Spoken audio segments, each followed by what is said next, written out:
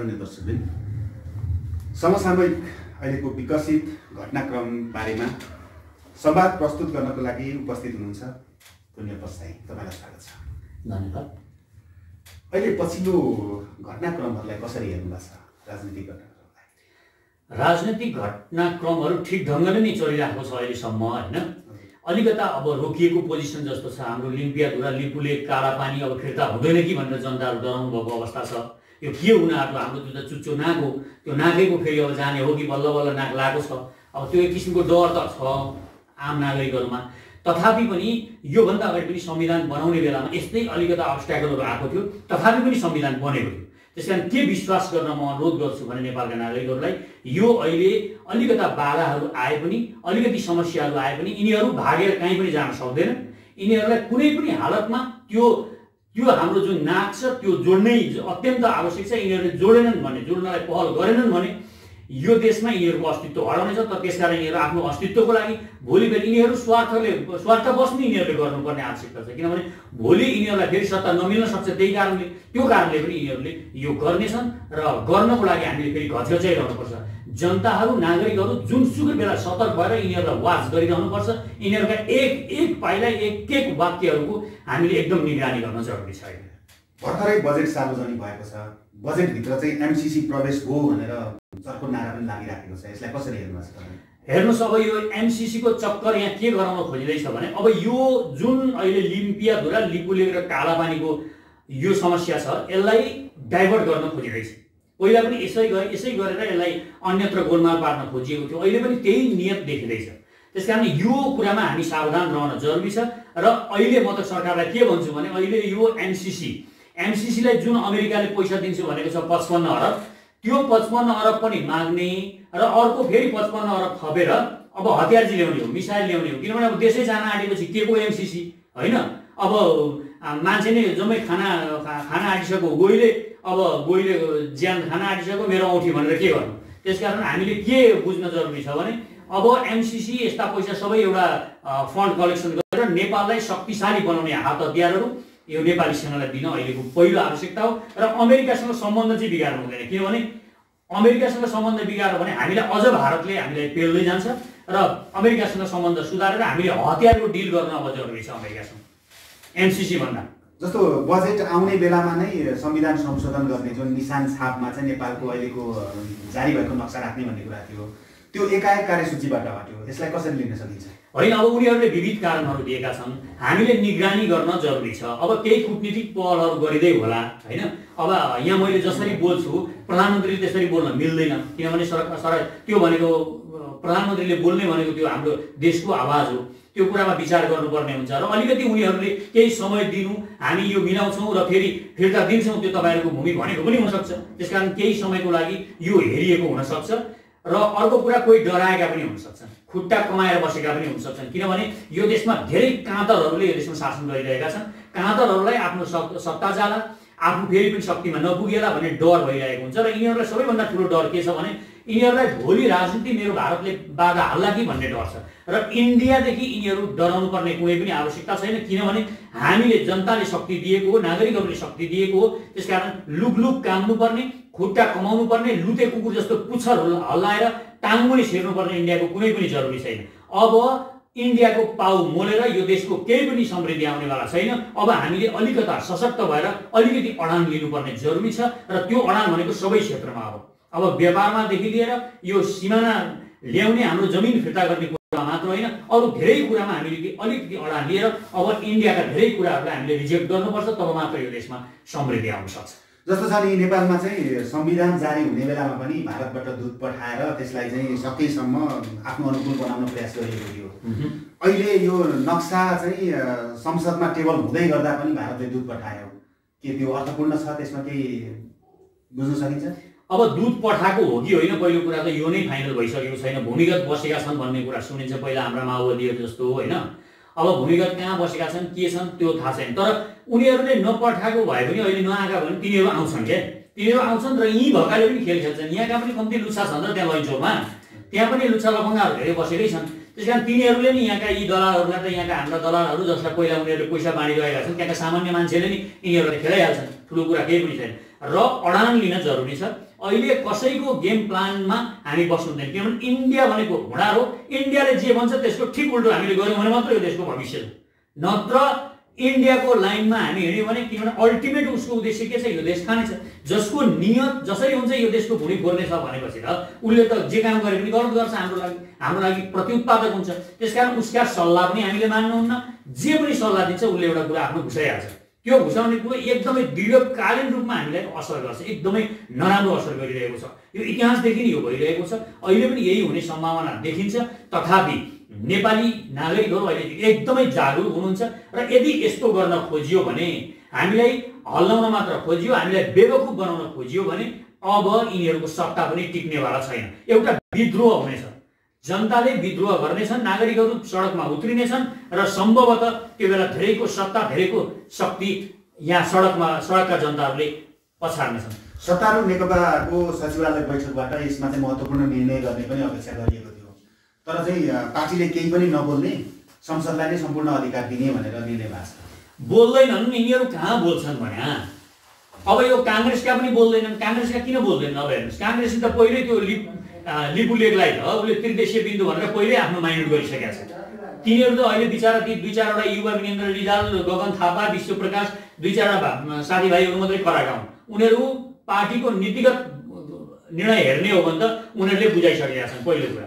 अब यहाँ जुन नेकपाको कुरा छ, यिनीहरू त अब भोलि यहाँ गेम खेलेर खड्ग ओलीलाई सत्ताबाट निकाल्नु छ। उनीहरूको नियत त अब प्रधानमन्त्री हुनेछ, प्रधानमन्त्री हुने, अध्यक्ष हुने जो नियत छ, जो आफ्नो निजी स्वार्थमा लाग्छ, तिनीहरूले देशमाथि सधैँ गद्दार गर्छन्। कोही राजा बन्न लागेका छन्, ती राजा बन्न लागेकाहरूले पनि देशलाई गद्दार गर्छन्। किनभने ती राजा बन्न लागेकाहरूलाई भारतले बोकिरहेको छ, इन्डियाले बोकिरहेको छ, इन्डियाले बोकिरहेको छ, यता प्रधानमन्त्री बन्नेलाई पनि बोकिरहेको छ। र उनीहरूलाई के आश्वासन दिएको छ भने अब यस पछाडि खड्ग ओलीको सरकार ढालेर अब तपाईँ प्रधानमन्त्री बन्ने हो भनेर यिनी सबैलाई आशा देखाइएको छ। त्यसकारण यिनीहरूका गुलिया चक्लेटमा, इन्डियाको गुलिया चक्लेटमा यी सबै रणभुल्लमा परेर त्यो गुलियो चाटिरहेका छन्। तर त्यहाँभित्र अलिकति भित्र छिरेपछि यो देशको लागि यति तितो कुरा आउँछ, यति हानिकारक छ, यो भनिसाध्य छैन। त्यसकारण यिनीहरूका चक्करमा अब देश पर्न हुँदैन। देशले एउटा जुन निर्णय लिएको छ, जुन अडान लिएको छ, यो अडानमा राष्ट्र कायम रहनुपर्छ, कुनै पनि शर्तमा पछि हट्न मिल्दैन। र यो जुन हाम्रो सिमाना छ, त्यो चुच्चो नाक छ जुन हाम्रो, त्यो नाक हामीले फिर्ता पाउनुपर्छ, किनभने त्यो हाम्रो स्वाभिमानको नाक हो। अब त्यसलाई हामीले स्वाभिमानको नाक भनेर मान्नुपर्छ, त्यो अनुसारले अघि बढ्नुपर्छ। भारतले विशेष परिस्थितिमा विशेष हस्तक्षेप गर्ने गर्छ, राजनीतिदेखि सत्तासम्म नै। यसमा कारण के देख्न सकिन्छ? नेपालका राजनीतिक दलको कमजोरी हो? हेर्नुहोस्, पहिलो कुरा नियतमा जान्छ कि पहिला देश एउटा राष्ट्र, उसले इतिहासदेखि नै के छ, नेपाललाई कब्जा गर्न खोजिरहेको छ। इतिहासदेखि नै उसको नियत के छ, जसरी हुन्छ नेपाललाई कब्जामा लिने। उसले सकेको छैन अहिलेसम्म, यसको लागि उसले बडो प्रयास गरिरहेको छ। प्रयास गर्दा गर्दै पनि यो फुत्केको मासु जस्तो भइरहेको छ नेपाल, र अहिलेसम्म उसले समाउन सकेको छैन। अब नेपालका राजनीतिक दलको त के कुरा गर्नु तपाईँ? यो परिवर्तन, जुन पनि परिवर्तन आएको छ त्यसमा इन्डिया संलग्न भएको छ र इन्डियाले ब्ल्याकमेलिङ गरेको छ। जहिले पनि मोहन शमशेरलाई ब्ल्याकमेलिङ गर्यो, यताबाट काङ्ग्रेसलाई सशस्त्र विद्रोह गर्न लाग्यो, उता मोहन शमशेरलाई ब्ल्याकमेलिङ गर्यो र 1950 को सन्धि गर्यो। हेर्नुहोस्, त्यस पछाडि मातृका कोइरालालाई प्रधानमन्त्री बनाउनको लागि सधैँ उसले इन्डियाले लबिङ गरिरह्यो। त्यहाँको राष्ट्रवादी शक्तिहरूलाई उसले सधैँ पछि पार्ने प्रयास गर्यो र 9 सालसम्म यी विविध कुरा त्यहाँ बसेको भने पनि मातृका हो। यो देशको भयानक शत्रु भनेको एउटा मातृका प्रसाद कोइराला भनेको यो देशको खतरनाक शत्रु थिए र तिनले यो देश बुझाउनको लागि सारा तारतम्य मिलाइसकेका थिए। तर कसो गरेर यो त्यो बेला पनि उसले हामीलाई सकेन।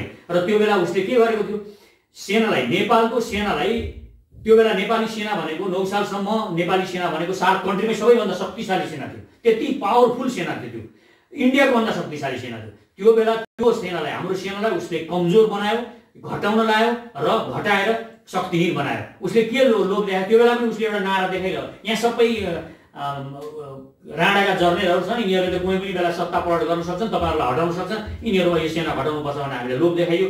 सबै मख परे, त्यो सेनाबाट शक्तिहीन भयो। त्यसबाट गिरिजाप्रसाद कोइरालाको पाला आयो। गिरिजाप्रसाद कोइरालाले यो देशमा चाहेको भए धेरै परिवर्तन गर्न सक्थे, किनभने तिनलाई धेरै शक्ति दिएको थियो जनताले। जसलाई पनि शक्ति दिए उनीहरूले यो देशमाथि गद्दार गरेका छन्। उनले पनि एउटा गुप्तचर संस्था थियो, नेपाल गुप्तचर विभाग भन्ने एउटा संस्था थियो, त्यो यति शक्तिशाली थियो, त्यसले अहिले जुन मोसाद छ इजरायलमा त्यो जस्तो शक्तिशाली थियो। त्यसले त्यति गोप्य कुराहरू विदेशले के गर्दैछ, यहाँ के गर्न खोजिरहेको छ, यहाँभित्रका आन्तरिक कुराहरू सबै पत्ता लगाउँथ्यो। पहिला त्यो माथि आक्रमण भयो, गिरिजाले त्यो हटाए र अहिले त्यस पछाडि फेरि माओवादीहरू शक्तिमा आए। माओवादीहरू शक्तिमा आएर सम्झौता गर्ने बेलामा पहिले उनीहरूले प्रस्ताव के राखे?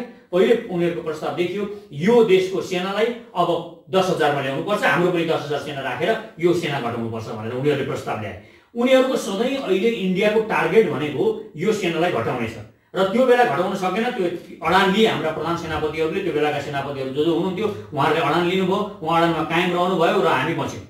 यदि उसको एउटै नियत के छ भने यो देशको सेनालाई कुनै पनि हालतमा शक्तिहीन बनाउने, भोलि यहाँका दलालहरूलाई किनेर यो देश क्याप्चर गर्नुपर्ने बेला आयो भने पनि सेनाले एक्सन नलियोस्, सेना एक्सन लिने हैसियतमा नबसोस्। त्यो उसको शक्ति उनीहरू खोज्न चाहन्छन् र अहिले पनि उनीहरू यही गरेका छन्। त्यसकारण हामी सचेत नेपाली, हाम्रो महाअभियानको लक्ष्य के हो भने यो देशको सेनालाई सर्वशक्तिमान बनाउनुपर्छ। तब मात्र हामी इन्डियाका दाँत झार्न सक्छौँ। इन्डियाका दाँत झार्ने हो भने हामीले यो सेनालाई एकदमै शक्तिशाली हतियारहरू, विश्वका एकदमै आधुनिक वेपन्सहरू दिनुपर्छ र हामीले जनस्तरबाट पनि हामी अहिले नवनिर्माण सेना पनि बनाउँदैछौँ र यो सेनालाई हामीले सहयोग गर्नको लागि जनस्तरबाट अब देशको सिमानाको सुरक्षा नवनिर्माण सेनाले गर्छ। देशभरि हामी नवनिर्माण सेना बनाउँछौँ र स्कुलिङ त्यही किसिमको गर्छौँ। नैतिक शिक्षा पनि दिन्छौँ ती सेनालाई र बन्दुक चलाउन पनि सिकाउँछौँ र निर्माण कार्य पनि सिकाउँछौँ र देशमा निर्माण कार्य पनि गर्छ।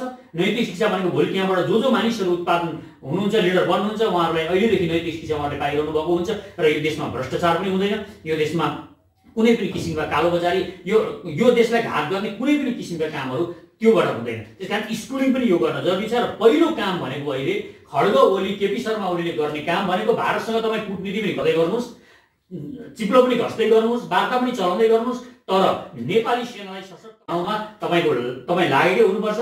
यो जुन बजेट अहिले दिएको छ त्यो बजेटको केही साङ्केतिक रूपमा भए पनि निर्णय गरेर केही 10-20 अरबका भए पनि हतियार यो देशको सेनालाई शक्तिशाली हतियारहरू, कम्तीमा पनि एन्टी क्राफ्ट मिसाइल र एन्टी ट्याङ्क मिसाइल, यति चाहिँ हामीले अहिले तत्काल ल्याउन जरुरी छ। किनभने भोलि कुनै आक्रमण हुने सम्भावना भयो, इन्डिया भनेको हुँडार हो, यसले कुनै पनि बेला हामीमाथि आक्रमण गर्न सक्छ।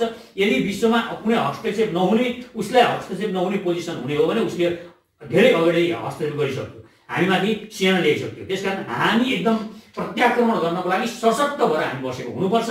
यसको लागि नेपालको सेनालाई सर्वशक्तिमान बनाएकै हुनुपर्छ। यसको लागि जनताले अब आवाज उठाउनुपर्छ। नागरिक हामीहरूले सेनालाई शक्तिशाली बनाउन भनेर हामीले आवाज उठाउनुपर्छ र जनस्तरमा पनि हामीले नवनिर्माण सेनामा सबैजनालाई आउनको लागि म आह्वान गर्छु। तपाईँहरू यो नवनिर्माण सेनामा संलग्न हुनुहोस्। अब सेना, राष्ट्रिय सेना सहित जनसेनाले पनि देश जोगाउँछ। जनताले जुन दिन देश जोगाउन भनेर लाग्छन्, किनभने देश भनेको जनता हो, भूगोल हो र हाम्रो सार्वभौम सत्ता हो। यी तीन कुरामा कम्प्रोमाइज गर्न सकिँदैन। यो तीन कुरा बचाउने भनेको जनता, नागरिकहरूले हो। विगतका परिस्थिति हेर्ने हो भने पनि हरेक इस्युहरूलाई चाहिँ डाइभर्ट गरिदिने प्रचलन हुँदै आएको छ। मेजर इस्युलाई चाहिँ पन्छाउने गरिराखेको अवस्था छ होइन। अहिले के देखिन्छ कि यो कहिलेसम्ममा जस्तो नक्सा आधिकारिक रूपमा जारी होला, कहिलेसम्म कूटनीतिक पहल होला, के लाग्छ? हेर्नुहोस्, इन्डियासँग कूटनीतिक पहल गरेर यो समस्या सुल्झाउनु भनेको चाहिँ अब अर्को सूर्य फेरि पृथ्वीमा आउनु भने जस्तो, यो हुँदैन। मान्नुहोस्, यो विश्वास गर्नुहोस्, मलाई 100% हुँदैन। कूटनैतिक कुनै पनि जस्तो सुकै शक्ति, एकदम संसारको सबैभन्दा राम्रो कूटनीति गर्ने मान्छेलाई तपाईँ परराष्ट्र मन्त्री बनाउनुहोस्, त्यो असम्भव छ, त्यो सफल हुँदैन। किनभने तपाईँको नियतमा कुरा जान्छ। जब तपाईँको नियतै देश खाने छ भने उसलाई जे भने पनि मिल्दैन। जस्तो तपाईँलाई मैले नराम्रो गर्ने मेरो नियत छ, आज तपाईँसँग भएको तपाईँको घरको 10-20 लाख कति छ त्यो मलाई उडाउने सुर छ भने त्यो चाहिँ म जसरी पनि यसको घरमा एउटा गार्डन र 20-30 लाख सम्पत्तिको गार्डन छ, त्यो गार्डन मैले लिने विचार गरेको छु भने त तपाईँलाई जे गरे पनि मेरो उद्देश्य त्यो गार्डन लिने छ नि त, होइन? तपाईँलाई म एकछिन औँठी दिउँला, एकछिन तपाईँलाई जाँड पनि खुवाइदिउँला, तपाईँ रमाइलो मानेर जाँड पनि खानु होला, अनि सल्लाह पनि दिए जस्तो गर्नु। हेर्नुहोस्, यो अब एकदमै यो घरको राम्रो राम्रो बनाउनुपर्छ, यता चेन्ज गर्नुपर्छ, यसो गर्नुपर्छ, डेकोरेसन एकदम राम्रो छ, गर्नुपर्छ, यो देश यो घर बनाउँदा उसले देश भने जस्तो यो नेपाल बनाउनुपर्छ भने जस्तो तपाईँको घर बनाउनु भन्ला। तर अल्टिमेट के हुन्छ, उसको खाने छ, त्यो गार्डन निकाल्ने छ र घर बनाउँदा बनाउँदा तपाईँको गार्डन कुन बेला उडाउँछ पत्ता हुन्छ। त्यसकारण के बुझ्नुहोस् भने उसको उद्देश्य यो हुँडार हो के, यो भारत भनेको हुँडार हो। यो हुँडारसँग सम्झौता गरेर यो देशमा कुनै पनि किसिमको कूटनीति सफल हुँदैन। तपाईँको उसले नियत बस गरिरहेको हुनाले कूटनीति कुरा छोड्नुहोस्। कुटनीति नि तपाईँ साँच्चै गर्न चाहनुहुन्छ भने तपाईँ पहिला शक्तिशाली हुनु पर्यो। अहिले तपाईँ त्यो बाटोमा हिँड्नुभयो, बाटोमा हिँड्दाखेरि एउटा एकदमै तपाईँको गाडीमा मोटरसाइकलमा जाँदाखेरि तपाईँको मोटरसाइकलले एउटालाई ठोक्यो, यसो हेरो लुते ल्याङ्ग्रे काहीँ नभएको ल्याङ्ग्रे यस्तो दुब्लो मान्छे रहेछ भने भाइ आँखा हेरेर हिँड्नु पर्दैन बाटोमा भनेर तपाईँ उल्टै हप्काएर हिँड्नुहुन्छ। अब बडी बिल्डर ज्याङ्गो छ चाहिँ एक चाली हान्दा तपाईँलाई भित्तामा उडाइदिन्छ जस्तो छ भने त तपाईँले के भन्छ, सरी है नमस्ते हेर्नु न गल्ती भयो ब्रेक हान्दै थिएँ ट्याक्कै चिप्यो सरी के गर्नुपर्छ दाइ भनेर तपाईँ जानुहुन्छ।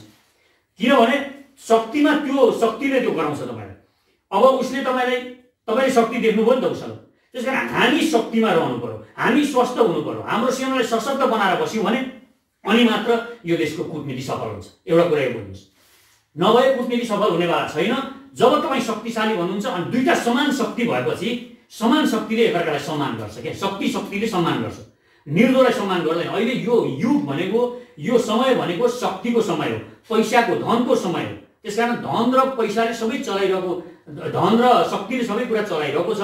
त्यो कारणले गर्दाखेरि तपाईँले शक्तिहीन भएर न तपाईँ धनी हुनुहुन्छ। अब स्विजरल्यान्ड जस्तो तपाईँ भएको भए सेना चाहिँदैन, सबै संसारको अर्थतन्त्र उसको हातमा छ, सबै ब्याङ्क उसैसँग छ। तपाईँसँग त्यो बेला शक्ति बन्थ्यो त्यो पैसा, तपाईँ कुबेर पनि होइन स्विजरल्यान्ड जस्तो। कङ्गाली अर्को एकातिर गरिबी छ अनि देशको सेनालाई पनि शक्तिशाली बनाउनुहुन्न, अनि कसरी तपाईँसँग कोही कूटनीति हात गर्न आउँछ। अब त्यो उत्तर कोरियाको सर्वोच्च नेताको नाम के अरे, किम जोङ। अब किम जोङसँग डोनाल्ड ट्रम्प किन सम्झौता गर्न जान्छ, सिङ्गापुरमा किन वार्ता गर्नु पर्यो?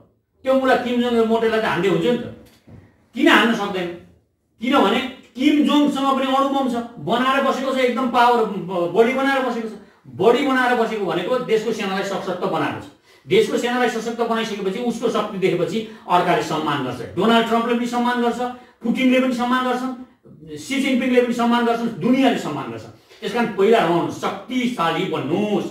यो काम कहाँ लाग्छ भने यो केवल राष्ट्रको मात्र कुरा होइन, व्यक्तिगत रूपमा पनि भन्दैछु म, हरेक नेपाली नागरिकहरूलाई पनि भन्छु म, तपाईँ आफूमा आत्मविश्वास क्रिएट गर्नुहोस्, आफू शक्तिशाली बन्नुहोस्, आफू स्वस्थ रहनुहोस्, पढ्नुहोस्, अध्ययन पनि गर्नुहोस्, पैसा पनि कमाउनुहोस्। त्यो गरिसकेपछि के हुन्छ, तपाईँलाई अर्कोले सधैँ सम्मान दिन्छ, नत्र सम्मान दिँदैन। सम्मान पाउनको लागि तपाईँसँग शक्ति हुनुपर्छ, तपाईँसँग शिक्षा हुनुपर्छ, तपाईँसँग धन हुनुपर्छ। यी तीनटा कुरा छैनन् भने तपाईँले सम्मान पाउनुहुन्न, तपाईँसँग कूटनीतिक पहल पनि गर्दैन, पेलेर जान्छ। अहिले इन्डियाको अहिले हुनारको एउटै नियत भनेको कसरी हुन्छ पेलेर जाने,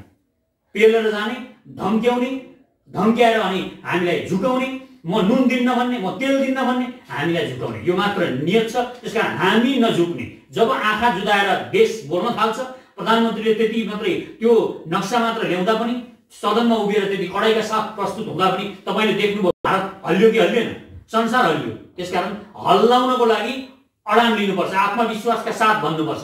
एउटा प्रधानमन्त्री जो उभिन सक्नु भएको थिएन, उभिन नसक्ने प्रधानमन्त्रीले बसेर त्यति कुरा बोलिदिँदा, अडान लिएर बोलिदिँदा, आत्मविश्वासका साथ बोलिदिँदाखेरि एउटा म आफूलाई मान भन्ने देश त हल्लियो त। त्यसकारण आत्मविश्वास हुनुपर्छ हरेक जनमा, नेपालका हरेक नागरिकहरूमा म केही गर्न सक्छु भन्ने एउटा आत्मविश्वास बनाउनुहोस्। जीवनमा यो आत्मविश्वास जहाँ पनि काम लाग्छ। भनेको मतलब चाहिँ सेनालाई के युद्धको लागि तयारी अवस्थामा राख्ने? तयार त हुनुपर्छ। सेना भनेको के हो त? सेना भनेको युद्धको लागि जति सिकेर पनि तयार भएर बस्नुपर्छ। कुन बेला के पर्छ भन्ने के सेना भनेको म यहाँ गुचा खेल्न राखेको हो होइन नि त। सेना हाम्रो छ भने हामीले कुन बेला युद्ध गर्नुपर्छ भनेर राखेको। त्यसकारण सेना युद्ध गर्नुपर्छ भनेपछि तपाईँ सशक्त हुनु पर्यो नि। तपाईँ भोलि तपाईँ रेस्लिङ गर्न जानुहुन्छ एउटा पहलवानसँग, अनि म चाहिँ अब तपाईँ बिहानभरि सुतेर रेस्लिङ खेल्न सक्नुहुन्छ भोलि उसँग गएर? तपाईँले गर्नु पर्ने बिहान उठेर फलाम उचाल्नु पर्यो, एक्सर्साइज गर्नु पर्यो, ज्यान बनाउनु पर्यो, अनि न तपाईँ अखडामा गएर भिड्न सक्नुहुन्छ। त्यसकारण अखडामा भिड्ने गरी बस्नु पर्यो सेनाले। शक्ति सानो र ठुलो हुँदैन, देश सानो ठुलो हुन सक्छ, शक्ति सानो ठुलो हुन सक्दैन। त्यसकारण शक्ति आर्जन गरौँ। कुनै माइकालालले यो देशलाई हल्लाउन पनि सक्दैन। कुनै देशले, कुनै पनि ठुलो देश भनेको कुनै पनि देशले, चाहे त्यो चाइना होस्, चाहे इन्डिया होस्, चाहे अमेरिका होस्, कुनैले हामीलाई हल्लाउन सक्दैन। हामी शक्तिमा रहनु पर्यो, शक्तिशाली बनाउनु पर्यो। हामीले टेक्नोलोजीमा पनि शक्तिशाली हुनु पर्यो र सेनामा पनि यो आत्मविश्वास सिर्जना गर्नु पर्यो। हाम्रो सेना भनेको वास्तवमा एउटा महान सेना हो। संसारमा यो ब्रह्माण्डमा कोही पनि नेपाली समान हतियार दिएर त कुरै नगर्नुहोस्, केही कमर्सियल हतियार दिएर पनि गोर्खाली सेनासँग संसारको कुनै पनि सेना टिक्दैन। त्यसकारण त्यो बहादुरता गोर्खाली सेनामा छ। हामीलाई हल्लाउने, हामीलाई हप्काउने भन्दा यहाँ कायरहरूले हामीलाई जबरजस्ती कायरहरूले हामीलाई कायरतामा लिएर गइरहेछन्। हाम्रा विचारहरू हामीलाई मानसिक दास बनाएर पहिला हामीलाई कायर बनाउन खोजिरहेछन्। कोही पनि कायर बन्ने होइन, एकदम शक्ति आर्जन गर्ने हो, जसले पनि सशक्त भएर बोल्ने हो। एउटा बच्चो पनि उठेर खुकुरी लिएर उठोस् कि म हान्छु भन्ने एउटा हिम्मत र साहस जुटाओस्।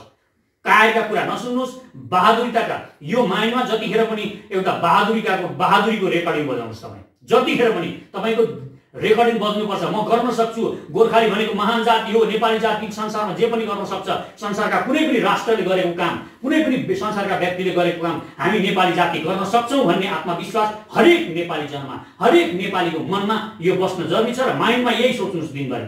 तपाईँ जब दिनभरि यो सोच्नुहुन्छ, तपाईँमा रक्त सञ्चार नयाँ किसिमको हुन्छ, रसायन नयाँ किसिमको बन्छ शरीरमा। त्यस पछाडि तपाईँमा नयाँ आत्मविश्वास आउँछ र यो नयाँ आत्मविश्वासले तपाईँलाई युद्ध मात्रै गराउने होइन, जहाँ जे काम गर्नुहुन्छ, चाहे बिजनेस गर्नुहोस्, चाहे कुनै पनि काम गर्नुहोस्, तपाईँ जीवनमा सफल हुनुहुन्छ। त्यसकारण आत्मविश्वास बनाउन जरुरी छ। सेना भनेको आत्मविश्वास हो।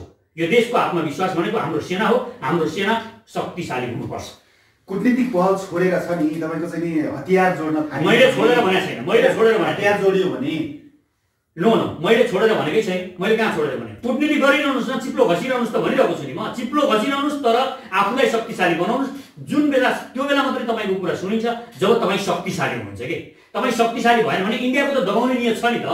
अब चाइनाको जस्तो व्यवहार त इन्डियाले हामीसँग गर्दैन। चाइनाले त हामीलाई सम्मान दिइरहेको छ, जुन कुरा उनीहरूले सम्मान दिएको छ। यहाँ उसले माइक्रो म्यानेजमेन्ट पनि गरेको छैन। यो देश खाने उसको नियतै छैन। त्यसकारण अमेरिका आयो भने पनि यो देश अमेरिका त बन्दैन।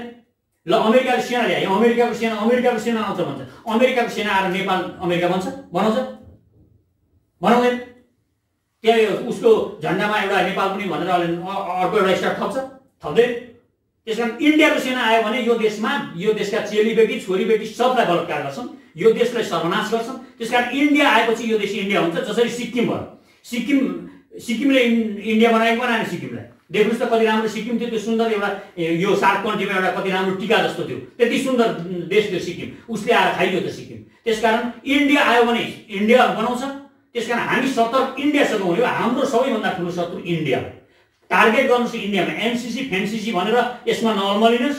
म नेपाली नागरिकहरूलाई अनुरोध गर्छु, एकदमै फोकस हुनुहोस् एउटामा। अर्जुन दृष्टि बनाउनुहोस्।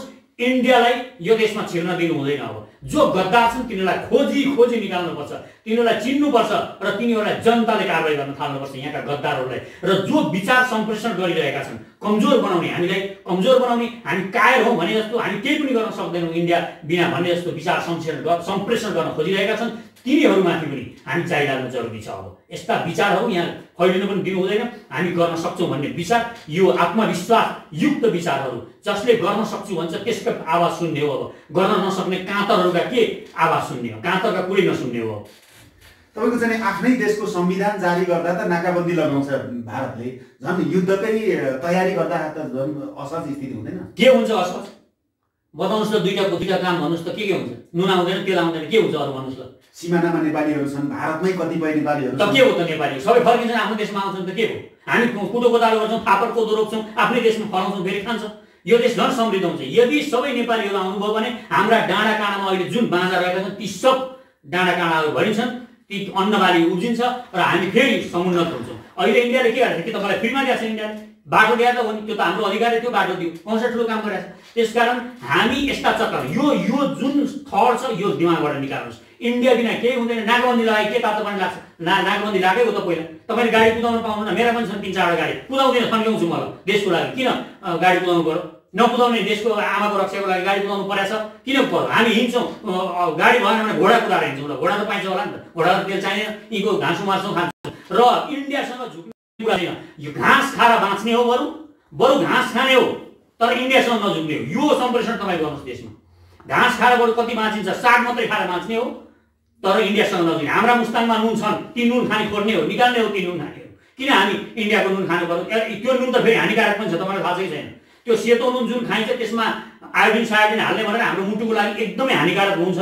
त्यो नुन त खानै हुँदैन। अहिले नै घटाउनुहोस् नुनहरू। म सबै नेपालका नागरिकहरूलाई भन्छु त्यो नुन एकदमै कम खानुहोस्। भरसक अहिले पनि पत्थरी नुन हुन्छ, हाम्रो पुरानो जुन नुन छ त्यही नुन खान थाल्नुहोस्। त्यो नुन एकदमै राम्रो हुन्छ। र हामी किन खानु पर्यो त्यो चिनी? हामी यसै हामी गुण हामी पहिला खाएको त्यही खान्छौँ।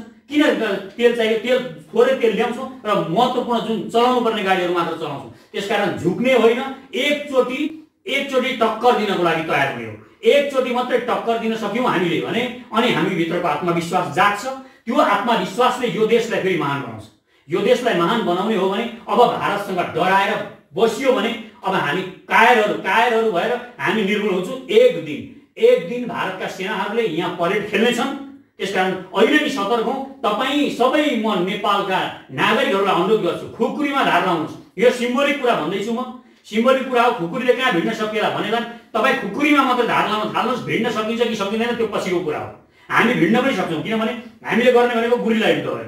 इन्डियालाई हामी यहाँ मान्छेहरूले के भनिरहेका छन् भने यत्रो 14 लाख सेना छ, कहाँबाट भिड्न सकिन्छ? 14 लाख सेनामा मानिलिनुहोस् तपाईँ 1 लाख सेना तराईबाट आयो, तराईबाट 1 लाख सेना लिएर आयो, ल ट्याङ्क सहित आयो। हामी त चुरेमा बस्ने हो, हामी त छापामार युद्ध गरेको। हामीले त्यस्ता कासिम जस्ता बादशाहहरू यहाँ नेपाल खाना मारेर आएका तिनीहरूलाई हामीले गुरिल्ला युद्ध गरेर उसै बेला खेद्यौँ। 10,000 भन्दा बढी फौज, हेर्नुहोस् 10,000 फौज लिएर ब्रिटिस कम्पनी सेना मकवानपुरबाट काठमाडौँ हिँडेको थियो। काठमाडौँ हिँड्दाखेरि त्यो सेनालाई नेपालको छापामार 500 सेना थिए। 500 सेनाले 3,000 सेना गिरे। अहिले पनि तिनीहरूको च्यान त्यो खोदल्नु भने पाइन्छ होला। तिनीहरूको 3,000 सेना गिरे र अरू भगाए। यो तपाईँ सिन्धुलीगढीमा पनि तपाईँलाई थाहा छ। हामी छापामार युद्ध गर्ने, उसले 10,000 सेना लिएर आयो भने हामी के गर्छौँ? हामी सिर्फ 100 सेना मात्र फिल्डमा उतार्छौँ। 100 सेना गुरिल्ला वार गर्छ हाम्रो सेनाले। गुरिल्ला वार त्यो 100ले 5,000 मार्छ, 5,000लाई खेद्छ, तिनीहरूका ट्याङ्क पनि हाम्रा हुन्छन्। यो हो हाम्रो नीति। त्यसकारण हामी गुरिल्ला वार गर्ने हो, त्यहाँ पनि गुरिल्ला वार गर्ने हो। त्यो लिम्पिया धुरामा पनि हामी गुरिल्ला वार गर्ने हो। अगाडिबाट हान्न सकिँदैन भने भाइ पछाडिबाट हान्ने हो। पछाडिबाट छैन भने माथिबाट हान्ने हो। माथि बाटो हुन्छ। पहिला कुरा बुझ्नु, सफलताको पनि बाटो हुन्छ। बाटो एउटा मात्रै हुँदैन। भगवानले अस्तित्वले एउटा बाटो मात्रै बनाएको हुँदैन। पहिला कुरा बुझ्नुहोस्। तपाईँलाई सगरमाथामा जानलाई एउटा मात्रै बाटो छैन। तिब्बतबाट पनि चढ्न सकिन्छ, यताबाट पनि चढ्न सकिन्छ, हेलिकप्टरबाट पनि चढ्न सकिन्छ, जान सकिन्छ, जहाँबाट पनि जान सकिन्छ। तपाईँको थट प्रक्रिया हुनु पर्यो कि म सगरमाथा चढ्छु भएपछि बाटो त्यहाँ 1000 बाटो अस्तित्वले पहिल्यै बनाएको छ। त्यसकारण जित्ने बाटो हुन्छ। अगाडि धेरै सेना छ, अगाडिबाट डाइरेक्ट हानेर हामी जित्न सक्दैनौँ होला। बुद्धि लाउनुपर्छ। बुद्धि लगाइसकेपछि नयाँ तरिकाहरू निस्कन्छन्। अर्को बाटो हुन्छ, पछाडिबाट हान्ने, दायाँ बायाँबाट हान्ने, छापा मारेर वार गर्ने अनेक बाटाहरू हुन्छन्। त्यो बाटो खोज्नुपर्छ र हान्नुपर्छ, जितिन्छ। त्यत्रो चाइनाको सेनालाई त हानेको हामीले, जितेको यो गोर्खाली सेनाले, अनि उसैका सेना त्यत्रो इन्डियाका 7,000 सेनालाई हामीले जितेर पठाएको। हामी अहिले किन कायर भएका छौँ मलाई अचम्म लाग्छ। नेपाली जनता, नेपाली नागरिक किन कायरताको कुरा गरिरहेका छन्? सबजना प्रश्न सोध्ने पत्रकार पनि कायरको कुरा, कायरता हामी कहाँ सक्छौँ भन्ने, अनि यहाँका विश्लेषक छन् सब कायर कुरा गर्ने। यस्ता कायरहरूले यो देशलाई कायर बनाइरहेका छन्। त्यसमा अलि हौसला हिम्मतका क्वेसन सोध्नुहोस्। हिम्मतले यो देशमा गर्न सकिन्छ भन्ने प्रश्न गर्नुहोस्। र यी बौद्धिक भनिएका यहाँका दासहरू, इन्डियाका दासहरू हुने बौद्धिक भनिएका, यी इन्डियाका दासहरू 90%, 95% यहाँका बौद्धिकहरू इन्डियाका दास छन्। इन्डियाको पैसा खान्छन्। यहाँका पत्रकार, ठुला मिडियाहरू जम्मै इन्डियाका दास छन्। त्यसकारण यी दासहरूले यो देशलाई पुरा मानसिक रूपमा दास बनाउन यिनीहरू लागिरहेका छन्। त्यसकारण म नेपालका नागरिकहरूलाई अनुरोध गर्छु, अब हामी जोडिन जरुरी छ। हामी चट्टान बन्नुपर्छ जोडिएर। यस्तो चट्टान जसलाई कुनै पनि शक्तिले हामीलाई फोर्न नसकोस्। त्यसकारण म हरेक नागरिकहरूलाई अनुरोध गर्छु, म सचेत नेपाली अब एउटा सशक्त पार्टी बन्न गइरहेको छ। यसमा तपाईँहरू जोडिनुहोस्। यसमा हामी सबै मिलेर अगाडि बढौँ र यो देशलाई नागरिकले सशक्त बनाउने, शक्तिशाली बनाउने हो। कुनै माइकाला नेताले शक्तिशाली बनाउने होइन यो देशलाई। त्यसकारण हामीले शक्तिशाली बनाउने हो। हामीले नै बुद्धि दिने हो। हामीले नै यो देश बनाउने हो। हामीले नै देश अहिले चलाइरहेका छौँ। किनभने हामीले कर तिरेर, सानो सानो कर तिरेर, एक कुराको कर तिरेर हामीले यो देश चलाएका छौँ भने यो देशलाई सर्वशक्तिमान बनाउन पनि हामी अलिकति 2 पैसा अरू कर तिर्न पनि सक्छौँ। त्यसकारण यसै हामी यो देशलाई महान बनाउने हो। यो देशलाई महान बनाउने नागरिकले हो। नागरिकको यही आवाज छ, यही सोच छ। त्यसकारण अब कायरताको सञ्चार नगरौँ। मेरो यति हो, बहादुरीताको सञ्चार गरौँ। किनभने हाम्रो जिनमा, हाम्रो डिएनएमा बहादुरीता छ। हामी गोर्खाली, महान गोर्खाली हौँ। यो पशुपतिनाथ किरातेश्वर महादेवले यो देश बनाउनु भएको, दुर्गा माताले बनाउनु भएको देश हो। यो देशमा त्यो किराँतको जुन पावरफुल जिन छ, डिएनए छ, त्यो हामीसँग अहिले सबैमा छ। यो हामी यसरी सम्प्रेषित भएको छ र बौद्धिकता पनि हामीसँग छ। किनभने ज्ञान पनि हामीले बाँडेका छौँ। त्यसकारण हामी त्यो शक्ति हौँ। यो शक्ति पहिचान गरौँ। आफ्नो शक्तिको आफूभित्रको यो सिंह जुन छ त्यो सिंहलाई जगाउनुहोस्। त्यो सिंहलाई सुत्न नदिनुहोस्। मेरो भनाइ यति हो। जस्तो तपाईँले नयाँ सेनाको कुरा गर्नुहुन्छ नि, नयाँ सेना निर्माणको अभियानमा छौँ हामी भन्नुहुन्छ, के को लागि हो त्यो भन्नु? नवनिर्माण सेना भनेपछि नो अहिले हाम्रो सेनामा यति मात्रै अहिले छैन, सेनामा के चाहिएको छ अर्को कुरा पनि छ। सेनालाई अहिले हाम्रो त थल सेना मात्रै छ हेर्नुहोस्, अब हामीले वायुसेना बनाउनुपर्छ। भोलि हाम्रो योजना त ग्रेटर नेपाल बनाउने छ नि त हौ, कहाँ यो मात्रै बनाउने हो र यो त्यो लिम्पिया घोडा मात्रै ल्याउने हो र थोरै पछि त ग्रेटर नेपाल बनाउने हो। यहाँ त धेरै ठुलो प्लानिङ छ हाम्रो। ग्रेटर नेपाल बनाएपछि हामी समुद्रसम्म पुग्छौँ, समुद्रसम्म पुगेपछि हामीलाई नेभी चाहियो कि छैन, जलसेना चाहियो कि छैन, जलसेना पनि बनाउनुपर्छ अहिले। अब निर्माण सेना भनेको चाहिँ के हो भने अब देशमा सेना अहिले पनि सेनाले त निर्माण कार्य गरिराखेको छ कि छैन, निर्माण कार्य गरिराखेको छ। त्यसकारण त्यो सेनालाई अब एउटा निर्माण कार्य गर्ने बेग्लै सेना पनि बनाउने, त्यो जनस्तरबाट बनाउने। त्यो जनस्तरबाट बनाएको सेनाले के हुन्छ भने त्यसले अहिले निर्माण कार्य गर्छ। जुन दिन देशमाथि आक्रमण हुन्छ त्यो बेला उसले बन्दुक चलाउनु सिकिरहेको हुन्छ, जनता हरेक बन्दुक बोक्ने हुन्छ, जनता उठ्छन्। सिमानामा के को सेना, यहाँबाट राष्ट्रिय सेना नपुग्दै यहाँबाट खेदिसकेका हुन्छ जनताले। त्यसकारण यो कुरा बुझ्न जरुरी छ। नवनिर्माण सेना भनेको देशको निर्माण गर्ने र देशको सुरक्षा गर्ने जनताको सेना हुन्छ। हरेक व्यवस्थाहरू परिवर्तन हुँदाखेरि नयाँ शक्तिको उदय भएको देखिन्छ हैन? जस्तो अब तपाईँले बनाउने पार्टी अहिलेको व्यवस्थाभन्दा फरक के हुन्छ? व्यवस्था भन्दा हामीलाई सबै कुरा फरक छन् नि। अब हामी जातिगत रूपमा हामी फरक छौँ, हामी जातिले नराख्ने भनिरहेका छौँ। किनभने हाम्रो पछाडि मेरो तपाईँको नामको पछाडि तपाईँ आमाको बुवाको नाम राख्ने, त्यो जातले नलेख्ने। किनभने जातले पनि हामीलाई खेल्न पाइरहेको छ। विदेशीहरू हाम्रो जातमा खेलिरहेका छन्। कसैलाई लिम्बू हो जनजाति हो भनेर खेलाइदिएछ, कसैलाई बाहुन हो भनेर खेलाइदिएछ, कसैलाई मधेसी हो भनिदिएछ। हामी बिच जुदाउनलाई सजिलो भएको छ। त्यसकारण त्यो थर पनि हामी अब नराख्ने। त्यो थरको ठाउँमा हामी के राख्ने?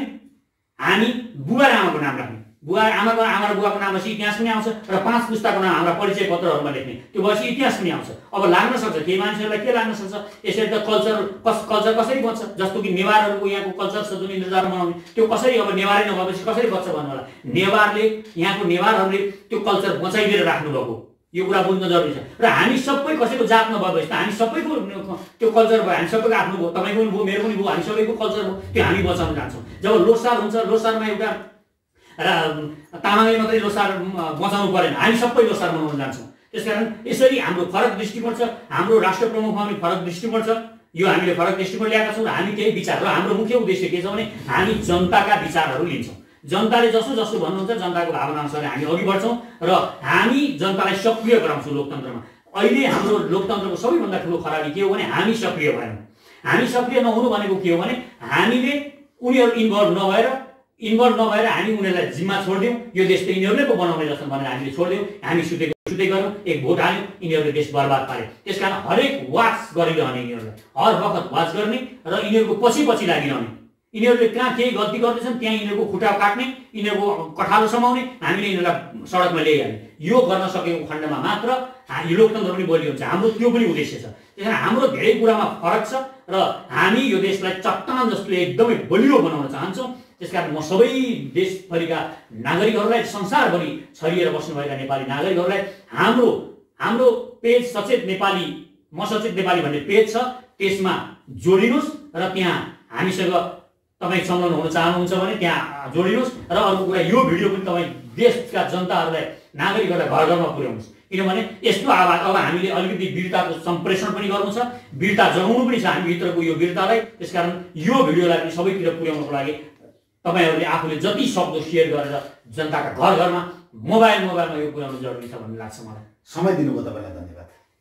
धन्यवाद। यहाँ म आउन पाएँ, यति कुराहरू राख्न पाएँ, मलाई एकदमै खुसी लागेको छ। तपाईहरु सबैलाई धन्यवाद।